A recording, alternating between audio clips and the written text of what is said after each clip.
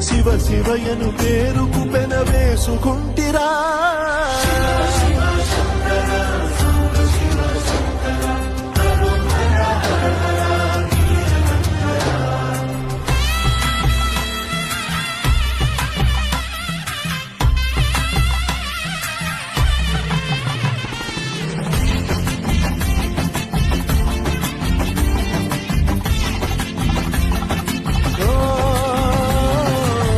కొండవాగు నీళ్లు నీకు లాలపోయనా